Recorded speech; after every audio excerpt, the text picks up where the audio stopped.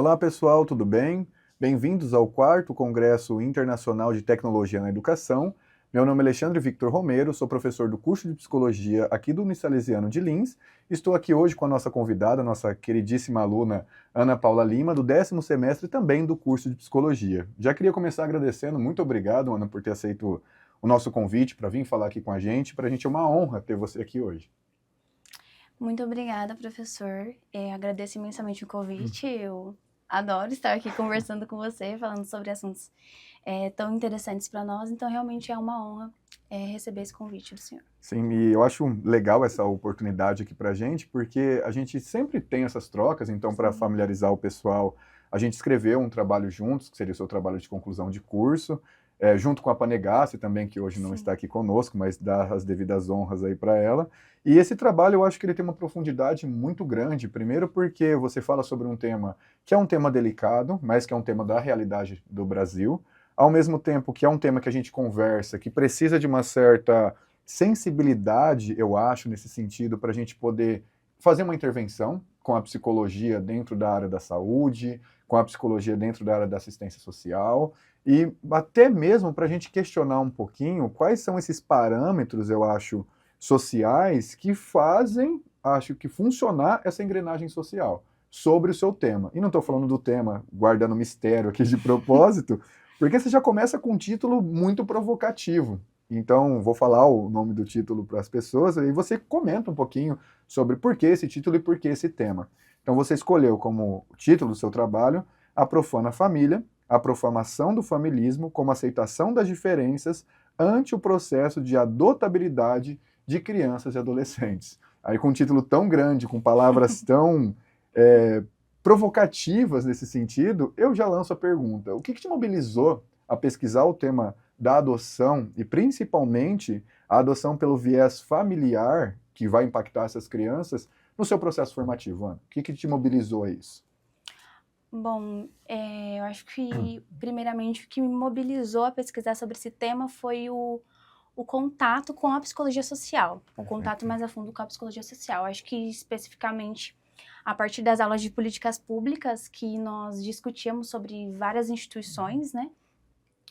Inclusive instituições de acolhimento, eu comecei a partir daí ver a adoção de uma outra forma, de uma forma mais crítica, comecei a despertar esse olhar mais crítico.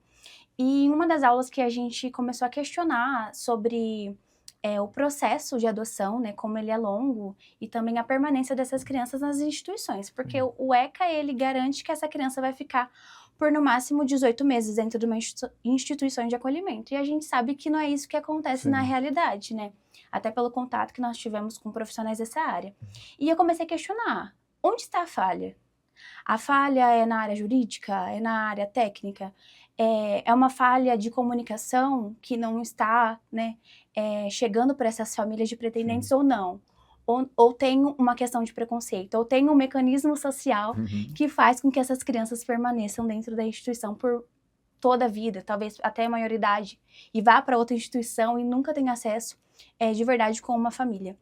Então, a partir desses questionamentos, a partir desse olhar mais crítico, mesmo da psicologia social, me despertou esse tema e eu fiz o convite para o senhor para orientar Eu sou esse muito trabalho. grato pelo convite, a deixar claro aqui. Esse trabalho que foi tão incrível, que a gente conseguiu resultados tão bacanas. Acho que foi isso que me mobilizou. Não, eu fico extremamente contente, eu acho que enquanto professor da instituição, mas sobretudo enquanto seu professor nesse sentido, porque a gente percebe que algumas discussões que a gente faz em sala de aula, ou mesmo nos bastidores, porque tem muita coisa que acontece na formação, que é entre corredores, troca de uma aula e outra, que mobilizam você a olhar para uma coisa, um problema social, e aí eu acho muito interessante sua resposta, que você se perguntou o que está acontecendo aqui. E acho que, sobretudo, é qual o meu papel, esse papel de formação, nesse papel de pensamento crítico, que eu possa tentar trazer, desvelar isso, trazer, elucidar um pouco esse problema, para dar uma resposta. E eu acho interessante, acompanhando o seu processo formativo, o seu processo na pesquisa, que ele é revelador. Ele é revelador, ele pode, sobretudo, ser uma válvula de escape, ou minimamente uma válvula ali de um processo informativo, que é isso que a gente está fazendo aqui agora gravando, sobretudo, para a gente pensar como a gente pode olhar, então, para esse mecanismo social, se é o que a gente vai chegar a essa conclusão daqui a pouco, para tentar fazer com que certas, principalmente crianças e adolescentes aqui, não fiquem dentro de um sistema institucionalizado, como você bem sinalizou, além de 18 meses. Melhor, que seria melhor elas não irem para lá, a gente sempre fala. Trabalhei na Casa Lar, você sabe disso, que é uma instituição de acolhimento aqui da nossa região, que a nossa fala sempre foi: eu adoraria não ter emprego se realmente não tivesse nenhuma criança ou família precisando. Então, se a gente conseguisse fazer com que mais nenhuma criança sofresse situação de vulnerabilidade, de risco, de desproteção, e não precisasse mais, seria o nosso mundo utópico. Eu acho que todos os profissionais que atuam nessa área abririam mão do seu trabalho facilmente para que o mundo já se tornou um lugar melhor e não precisa mais. Infelizmente, não é assim. A gente sabe que é uma série de fraturas e fragilidades sociais que necessitam desse trabalho e que aí a gente percebe que o que está preconizado no ECA, como você muito bem sinalizou, muitas vezes não acontece na prática. Então a gente tem crianças aqui na nossa região, mas é no Brasil todo, um espectro disso. A gente pode falar do Adote um Boa Noite, que eu acho que você vai comentar um pouquinho também, de crianças que ficam a vida toda numa instituição de acolhimento. E aí você, enquanto psicóloga, já no 10º semestre, basicamente formada, como uma aluna com compromisso social, da psicologia social, de querer fazer uma transformação no mundo, se pergunta o porquê disso está acontecendo. E aí eu já deixo registrado aqui os meus mais sinceros elogios, primeiro pela coragem, porque eu acho que é uma coragem muito grande de se colocar como pesquisador e profissional para fazer essa intervenção, e na sequência agora como já quase psicóloga aqui, faltando 2, 3 meses, para vir deixar isso registrado e falar para o mundo: olha, vamos olhar para isso. E com os elogios dados, eu seguindo o meu roteirinho básico, seu trabalho consegue minimamente dizer, então, para a gente sinalizar para o pessoal que está nos assistindo, o que é a adoção, ou como funcionaria a adoção hoje no Brasil, sem a nossa perspectiva de ser especialistas, porque não somos nessa área, mas o que você conseguiu trazer? O que é a adoção? Então, para a gente pensar por que de fato ela é eficaz ou não. Acho que de uma forma breve, a adoção ela é um procedimento legal, ela é garantida pelo Estatuto da Criança e do Adolescente. Então, ela é um direito da criança ou do adolescente que teve o poder familiar destituído. Perfeito. Acho que as pessoas não têm dimensão de como funciona esse processo de adoção. Às vezes fala, é muito demorado, Sim. mas tem todo um procedimento, porque quando uma criança ela é acolhida, porque ela é vítima de violência, ou ela está exposta à violência, por exemplo, ela é acolhida, ela não imediatamente tem o poder familiar destituído. Tem uma tentativa de reinserção na família de origem ou numa família extensa, né? Seria um avô, um tio. A gente tenta, né? Eu falo profissional. Sim, tenta reinserir essa criança no núcleo familiar mesmo. Por quê?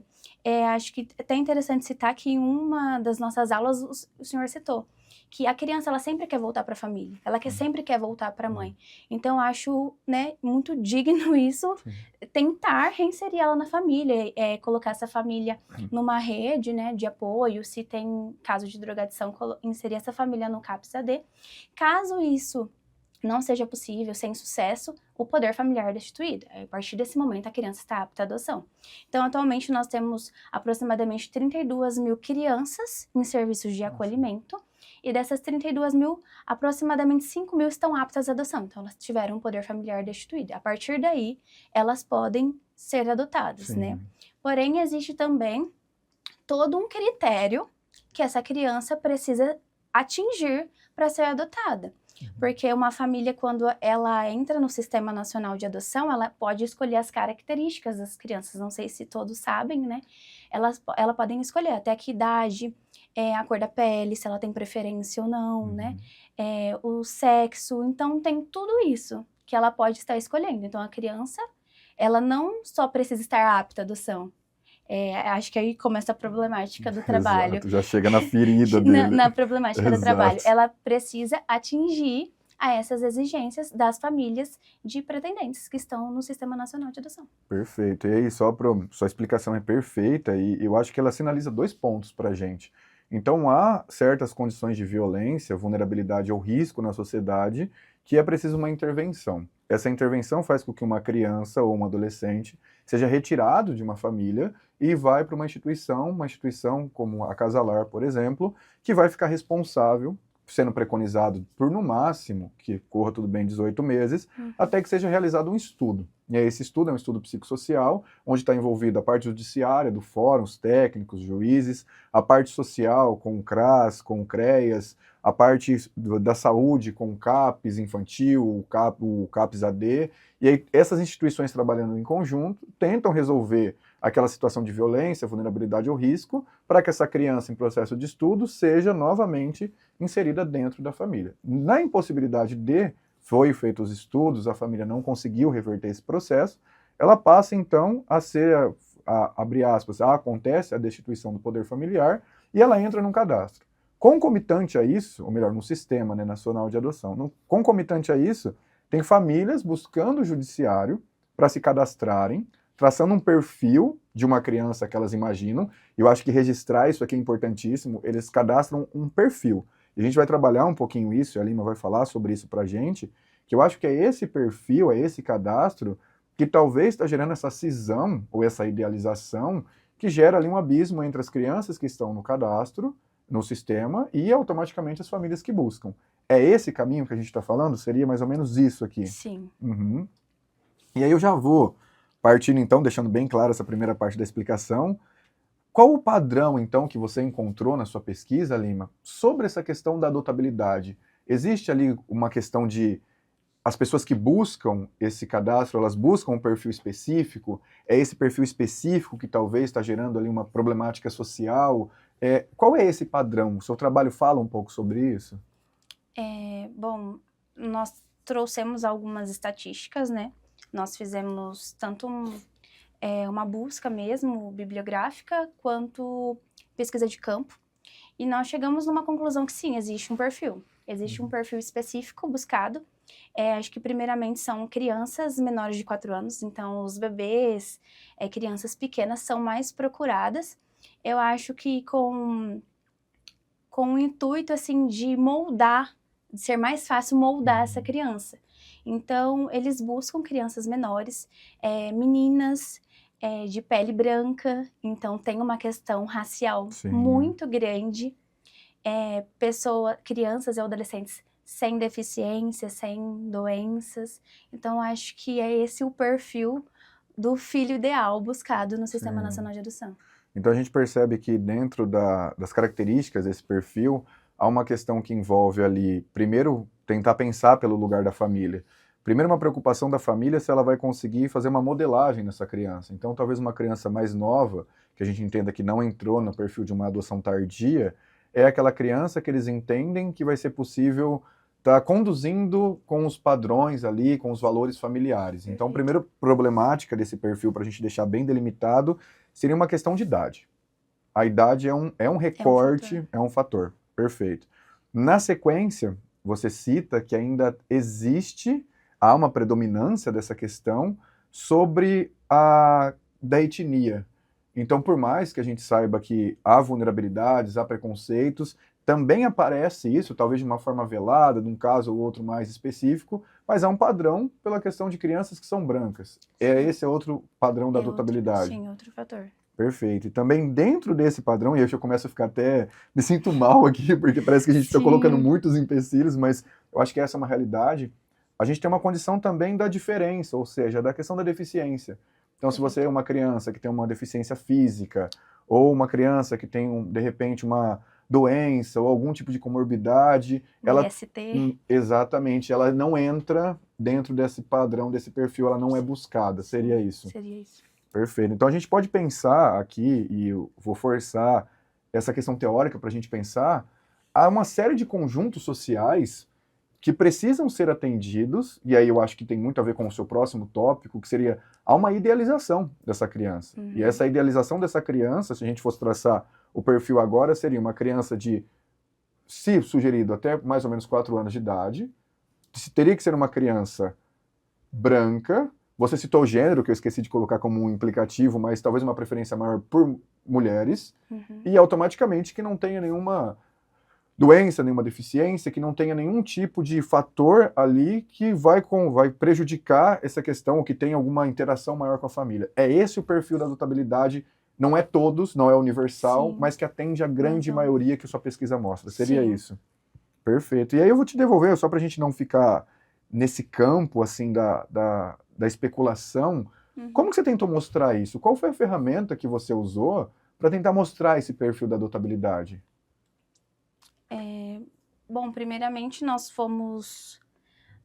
o próprio tema já diz, né, a profana família, a profanação do familismo, que seria esse excesso de valores familiares.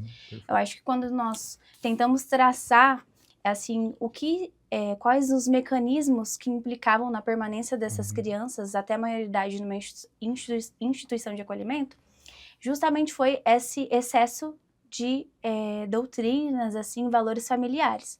Então a gente começou a questionar o que é uma família. O que é uma família, o que ela busca, o que é ser um filho, o que é ser uma mãe, o que é ser um pai. Então, a partir daí, a gente começou a traçar todo esse processo de idealização. Sim. Então, a partir dessa pesquisa e juntamente com a pesquisa de campo, a gente teve acesso, né, a famílias pretendentes, nós conseguimos fazer entrevistas e analisar mesmo os dados que eles colocaram, as características que eles buscavam e tanto a parte teórica quanto a pesquisa, elas se complementaram. Perfeito. Que bateu de frente realmente com aquilo que a gente estava pesquisando, aquilo que a gente estava supondo, né? Sim. Então, concretizou, assim, a nossa hipótese. E eu acho que é um trabalho muito sólido nesse sentido, porque Sim. você lança pretensões teóricas para falar da questão dos direitos. Então, você olha para o ECA e fala que há uma série de garantias ali de direitos que a criança e o adolescente possuem. Na sequência, você olha para as famílias, para entender, entrevistá-las, fazer esse perfil ali, para entender o que elas poderiam ou não, ao mesmo tempo, e aí aconteceram 2 trabalhos concomitantes, mas isso eu sei que aconteceu no seu processo formativo, você também entrevista profissionais e chega a uma conclusão que há sim, mesmo que de uma forma, eu vou dizer velada, mas no sentido que ela não é escancarada, mas que acontece ali dentro das entrelinhas, ou no sentido de formação subjetiva social, uma busca, e eu vou usar o padrão aqui, um termo que você usa, há uma busca por um rosto. Então, Perfeito. a criança no sistema de adoção, ela tem sim um rosto preferido pelas famílias, ou buscado pelas famílias, que facilita a reinserção dela numa família substituta. É esse o seu problema de pesquisa, seria isso? Sim. E aí eu já lanço a pergunta, que é a sua pergunta problema do trabalho, e aí eu acho que é aqui o ponto central. O que acontece, Lima, com uma criança que não tem esse rosto idealizado? O que acontece com uma criança que ela é marcada não pela idealização, mas pelo desvio do rosto? O que acontece com essa criança? Automaticamente, essa criança, ela é segregada, ela é marginalizada, ela permanece na instituição e até a maioridade, e depois ela vai para outra instituição, então ela Sim. nunca tem um contato com uma família de verdade, ela não sabe o que é, então ela é segregada, né? E mesmo havendo alguns embates, que eu acho que às vezes as pessoas falam, não é dessa forma, não existe racismo hoje em dia, no Sim. século XXI, não existe esse preconceito com crianças com deficiências. Eu acho que a gente trouxe o Adote Boa Noite justamente para acabar com essas especulações ou para essas falas, né? Sim. Que não há esse preconceito, que não há essa separação. Porque o Adote Boa Noite, como nós colocamos no trabalho, ele é a vitrine do preconceito. Exato. Então, o Adote Boa Noite, para quem não sabe, ele é um programa do Tribunal de Justiça que eles mostram, né, crianças de várias comarcas, né, de várias instituições de acolhimento, crianças maiores de 4 anos, maiores de 8 anos, na verdade, Sim, né, sim. maiores de 8 anos, crianças com deficiência, crianças com um conjunto de irmãos, né, para realmente estimular a adoção dessas crianças. Então, só pelo fato de existir um outro órgão com uma outra lei para essa criança poder ser adotada, e se for adotada, Sim. já justifica boa parte do nosso trabalho, boa parte da nossa hipótese, né? Então, eu acho que é isso que acontece com essas crianças. Elas permanecem, elas são sujeitas a aparecer no Adote Boa Noite e ter o rosto escancarado lá para a gente ver, né? A vitrine do preconceito mesmo. E provavelmente, infelizmente, elas vão permanecer para a instituição até a maioridade, se elas tiver capacidade, eu falo, cognitiva, assim, se ela não tiver uma deficiência intelectual, ela vai para uma república, vai entrar no mercado de trabalho e possivelmente tentar construir a sua própria família, senão ela vai para outra instituição e vai ficar na instituição o resto da vida. Institucionalizado pelo resto da vida. Eu acho uma coragem imensa sua olhar assim para a gravação e falar que existe uma vitrine, e aí eu entendo que o Adote um Boa Noite é uma política pública no sentido de tentar chegar nessas crianças que não têm o rosto ideal, não têm esse rosto padrão. E a gente trouxe mais uma característica que você falou na sua fala que esquecemos, ou seja, crianças em grupos de irmãos, também muito grandes, não são adotados, porque é difícil desmembrar, quando desmembra nem todos vão ser adotados. E aí essas crianças ficam.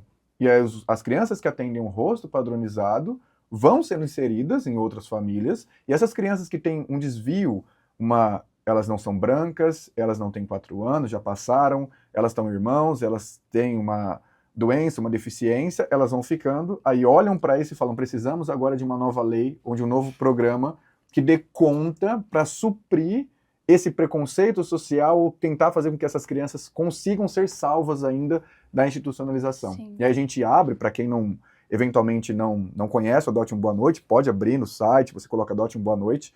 Assim que o site abre, tem uma série de fotos e imagens que você vê as crianças. Sim. E aí, o que a gente está dizendo aqui como denúncia, eu acho que é justamente isso. Esse site, grande parte do perfil das crianças não é o perfil do rosto ideal. Ao contrário do perfil do rosto ideal, é justamente o perfil do rosto do desvio, do rosto excluído. Perfeito. E aí você tem uma política pública que tenta dar conta, ser resolutiva, uma justificativa ali para falar, existe mesmo uma exclusão. Existe mesmo crianças, e uma criança com uma rostidade, usando um termo aqui da esquizoanálise, que são marcados por um desvio tão grande que talvez elas nunca vão ser adotadas, talvez elas fiquem institucionalizadas. E aí eu vou quebrar um pouco o protocolo, Lima, que eu quero te ouvir. Qual que é a sensação que você tem enquanto estudante, já basicamente ali na sua reta final para entrar nesse mundo? Qual que é a sensação que você tem hoje de saber que esse processo de desigualdade, de vulnerabilidade acontece aqui na nossa região e no Brasil como um todo? Eu acho que, primeiramente, revolta, né? Sim. A partir do momento que a gente começa a estudar, a gente começa a mudar o nosso olhar. Esse trabalho, ele foi um processo de desconstrução para mim. Que eu acho que é isso que a gente falou no trabalho todo, né?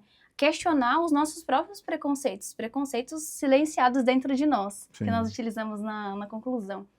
Então, esse processo, eu fui me questionando, né? E a partir do momento que eu fui vendo como eu era preconceituosa, como nós somos preconceituosos, isso foi me causando uma revolta muito grande. E pensar que eu tenho intenção de trabalhar na área, eu quero ter um contato direto com essas crianças, como nós já tivemos em algum trabalho social, assim. Isso me encantou. Só um adendo para você que está assistindo e quiser ligar para Lima, você tem um know-how teórico enorme, fique à vontade. É brincadeira. Pode seguir, Lima, desculpa. Então, a partir do momento que a gente tem contato com essas crianças também, que são crianças incríveis, eu falo para vocês, nós tivemos essa oportunidade de ter um trabalho social, de fazer um piquenique, ter um contato com essas crianças, são crianças maravilhosas. E por uma questão de um preconceito mesmo nosso, essas crianças não são adotadas. Então, isso me causa uma revolta muito grande. Então, eu acho que eu levei essa pesquisa juntamente com a minha colega Ana Beatriz, justamente porque eu consegui me questionar os meus preconceitos, e eu pretendo, né, fazer mais pesquisas e continuar influenciando famílias a se questionarem, a questionarem os seus valores, para que essas crianças elas tenham a oportunidade de estar em uma família, porque são crianças maravilhosas. E elas vão ser filhas, assim como as crianças que atendem um padrão, né, preferível pela sociedade, também é filha. Sim. Ela vai, né, ser filha como qualquer outra criança. A diferença é que ela não atende, talvez, as instâncias de desejo, como nós falamos, um rosto padrão socialmente, né, falando, mas são crianças maravilhosas. Então, e acho que todo esse trabalho, toda essa desconstrução me causa revolta. Sim. Eu acho que é o que define isso. E eu adorei a palavra, eu acho que revolta, apesar de ser uma palavra que às vezes ela tem uma conotação que fica um pouco assim, parece uma coisa ruim, Sim. mas você pega um processo acadêmico, formativo, numa ciência como a psicologia, vai até o social, com seus estágios, com as nossas conversas, com a sua gana de conhecer tudo isso, e você fala, chega, eu acho que esse tipo de situação não dá mais. E aí você pega tudo isso, vê uma necessidade acadêmica, que é um trabalho de conclusão de curso, e você coloca isso como uma mobilização, a revolta se transforma em mobilização, para você fazer uma denúncia, primeiro para entender melhor, e a forma como você explica os conceitos, que você domina o trabalho, assim, é louvável de ver. Dá a impressão que é uma profissional formada há muito tempo, já com um grande escopo de trabalho, com grande trajetória de trabalho, que dá para ver que realmente essa revolta fez com que você se mobilizasse a encontrar respostas. E você, aí o que eu acho que é o mais difícil da nossa formação, é que a gente encontra algumas respostas, só que muitas vezes essas respostas, elas não mobilizam uma solução, mas elas mobilizam a uma denúncia que isso acontece, e a gente encontra espaços como esse para falar de uma pesquisa tão importante, tão relevante, para que a gente possa levar o mínimo de informação para as pessoas e elas consigam perceber esses preconceitos invisíveis de formação nosso, que todo mundo tem, devido a todo o processo social, e se questionem. Então, talvez alguém, uma familiar que vai ouvir você falar, que vai estar registrado nesse podcast, ou que entre em contato com você, que está pensando em adotar, ou um profissional que trabalha dentro desses processos de adotabilidade, se questione sobre esse perfil, se questione sobre essa questão dessa idealização. E isso me faz entrar num outro tópico de como você vê a família, como essa instituição, e aí você chamou essa família de instituição de saber-poder, por que ela busca isso, Lima? O que essa família quer com isso? Por que ela quer essa criança ideal? Porque eu vejo que ela quer atender alguma coisa também. Sim. Acho que... Eu acho não, né? A gente tem dados científicos. Tem dados científicos para isso. Que a família, ela quer manter o seu status de família perfeita. A gente usa esse termo bastante no trabalho, sobre a família perfeita. O que é ser uma família perfeita, né? A gente traz, eu acho que eu vou citar aqui, o termo uma família santificada, mas não santificada no sentido religioso, Sim. mas santificada no sentido de não querer ser moldada, não querer ser quase intocável. Não ter defeitos. Não ter defeitos, não ter manchas. Então, ela quer ser perfeita, a família... Ela quer esse ideal, ela quer manter esse status. E para manter esse status, ela precisa se igualar àquilo que é socialmente aceitável. Sim. Então, por isso que a família perfeita, ela busca o filho perfeito socialmente falando, né? Perfeito. Então, a gente pode pensar que há uma norma em volta da família que quando a família tenta se ver na sociedade, ela não quer se ver com erros. Então, a família está na sociedade... ela percebe que ela está sendo julgada por vizinhos, pela escola, por amigos, por ela mesma, e ela não quer errar, ela quer ser perfeita. Ela quer atender esse ideal de santificação, no sentido de que quase intocável, a família da propaganda, sim, que passa exato, da televisão. E a partir disso, quando essa mesma família, dentro desses ideais sociais, que é uma construção de valor social, é sócio-histórico isso, sim, a família burguesa, tradicional, que está ali com todos os requisitos intocáveis, ela decide ir fazer entrar no cadastro, traçar um perfil, ela quer que essa criança não tenha problemas. E problemas que eu estou dizendo aqui são problemas considerados problemas sociais. Então a gente sabe que, por exemplo, o racismo aconteceu durante muitos anos, e acontece até hoje, como você sinaliza, ela não quer essa criança, por essa questão velada, fala, não, questão de etnia, não, quero uma criança branca. A deficiência. Deficiência sofreu e sofre até hoje inúmeras formas de violência na história, e essa família sabe que uma deficiência dentro de casa, ela já não é mais santificada. Então eu não quero essa criança. E ela passa a ter mecanismo de exclusão para preservar a santificação familiar. E aí, voltando lá para o começo da nossa conversa, seu título é simplesmente maravilhoso. Porque profanar a família, então, é quase que uma resposta para o seu problema, não é? Isso. Perfeitamente. Você quer que eu fale um pouquinho sobre claro, o profanar? Com certeza. O profanar agora acho que O profanar, né, que nós citamos, é justamente questionar esses valores. Perfeito. Né? Questionar os preconceitos que estão enraizados dentro de nós, que vieram de todo o processo de subjetivação, que é a construção da nossa subjetividade, de quem nós somos. Então, questionar tudo isso, né? Ter essa tomada de consciência, ó. Esses critérios que eu quero seguir, essa visão que eu quero seguir, o meu valor familiar exclui pessoas. Exclui crianças, faz com que crianças sejam segregadas. Então, realmente ter essa tomada de consciência, profanar isso, questionar. Sim. Então, é isso que nós fizemos no decorrer de todo o trabalho, questionar. E é isso que nós queremos influenciar, que famílias possam se questionar os seus valores para que crianças que fogem de um ideal sejam aceitas dentro do núcleo familiar. Então, fazendo uma citação direta aqui dentro do nosso podcast, segundo Lima e Panegassi, 2024, abre aspas, nenhuma família é perfeita, fecha aspas. Perfeito. E eu acho que, Lima, brincadeira à parte disso, mas falando sério agora, não há perfeição na família. Todas as famílias são imperfeitas. A questão é que é uma briga muito grande para tentar mascarar, maquiar, velar essas imperfeições. E eu vejo uma contradição que você anuncia no seu trabalho, mas que a gente não conseguiu entrar aqui ainda, que dentro desse sistema tem famílias que ficam anos esperando uma criança com esse perfil. Então eu conheci na minha jornada profissional, acho que você também nas suas entrevistas ouviu falar sobre isso, famílias que estão há 5, 6, 10 anos esperando uma ligação para falar, temos uma criança que atende o seu perfil. Por outro lado, que parece um pouco paradoxal, mas que eu acho que o seu trabalho dá conta de responder isso, se essa mesma família, tanto tempo no sistema, aguardando, entrasse no Dote um Boa Noite, olhasse uma fotinha lá daquela criança e ligasse, ela teria um filho.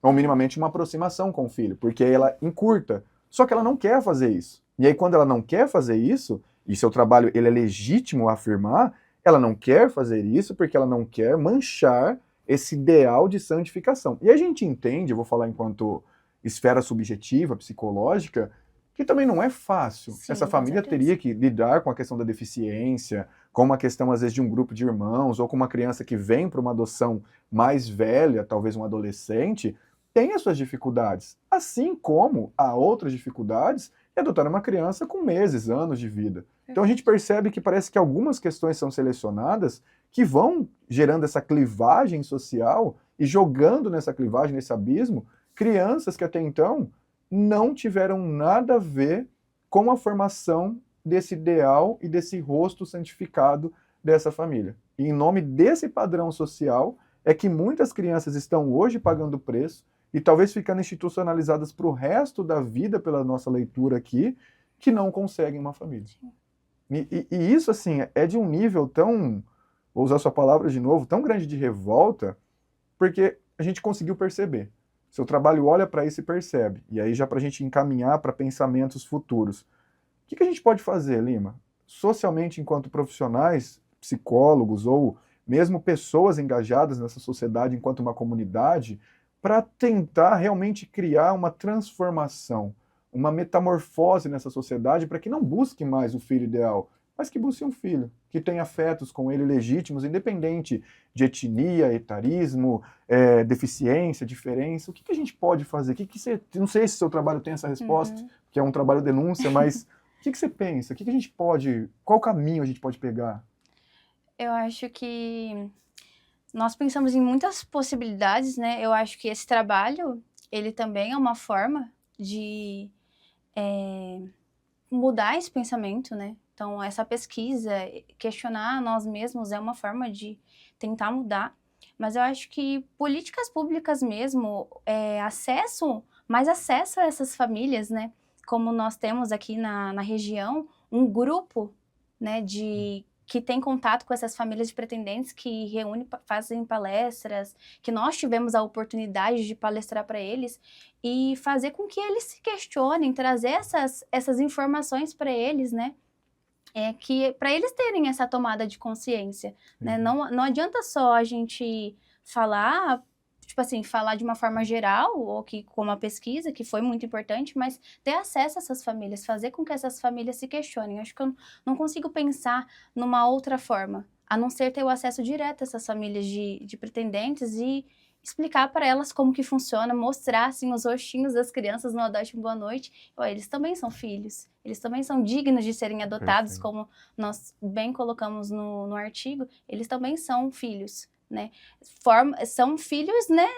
Diferentes, talvez, né? Não atendem uma ideia utópica de um filho perfeito, mas eles são filhos e eles querem uma família, eles merecem uma família. Assim como um pai e uma mãe também não vão atender o ideal de pai e mãe. De pai e mãe. Não vão. Perfeito, não vão. né? Eu acho que aí talvez a nossa expressão aqui de uma mãe e um pai suficientemente bom é justamente saber que há limitações, até no processo de cuidado, no processo de atenção, mas que querer fazer o bem nesse sentido de fazer a manutenção do cuidado, do afeto, tá ali com essa própria relação com o sujeito, pelo que ele é, afirmando que o sujeito é nessa relação, é o que constrói o vínculo entre um pai, uma mãe e um filho. A grande questão é que parece que buscar essa idealização é o que faz gerar esse grande sofrimento social que você muito bem denuncia na sua pesquisa. E aí, Lima, para a gente já começar a costurar o fim, e eu acho que sua resposta é perfeita, e deixo isso registrado para todos os alunos ou para qualquer pesquisador. Ao fazer uma pesquisa, e a resposta da Lima ela tem essa dimensão, não se torne só papel. Que o que eu faço com isso depois, e quando ela diz que pega tudo isso e vai conversar com famílias, vai fazer uma intervenção num grupo, talvez de adoção, vai talvez dar uma devolutiva dentro de um sistema judiciário, ou mesmo uma intervenção com profissionais da Casa Lar, ou mesmo vir aqui gravar com a gente, já é uma tentativa de tirar isso de um academicismo, ficar só no papel, e transformar isso num mecanismo social de transformação. E é um compromisso social que todas as ciências têm. E você faz muito bem isso, eu acho que é digno aqui de ressalva para a gente poder pensar. Mas como nada acaba numa pesquisa, eu deixo a pergunta para você, o que você vai fazer com esse trabalho? Ele se encerra aqui? Ele tem desdobramento depois? Você saindo aqui já com o seu certificado de psicóloga, você pretende uma especialização, uma pesquisa de mestrado, ou não? Esse momento você entregou o que precisava, e deixa o mundo ver o que vai fazer com isso, vou para outros caminhos. E tá tudo bem. Não, nós temos mais um artigo para finalizar, né, bem lembrado. sobre o mesmo tema, mas um olhar diferente, um olhar mais voltado para os profissionais, né? Mas as duas pesquisas se complementam.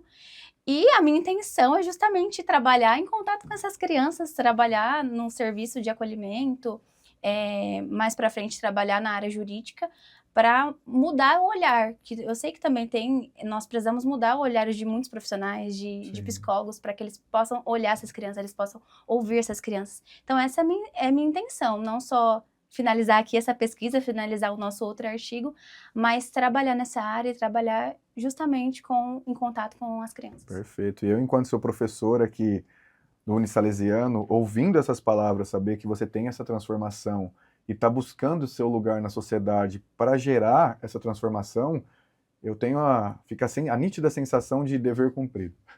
Eu acho que foi feito o que tinha que ser feito, daqui para frente é ganhar as experiências com o trabalho, ganhar as experiências com as pesquisas, ganhar as experiências com contato com as pessoas e acho que transformar um pouco o nosso mundo, ou transformar um pouco essa realidade, para que lá na frente, daqui a alguns anos, a gente possa voltar, se reencontrar.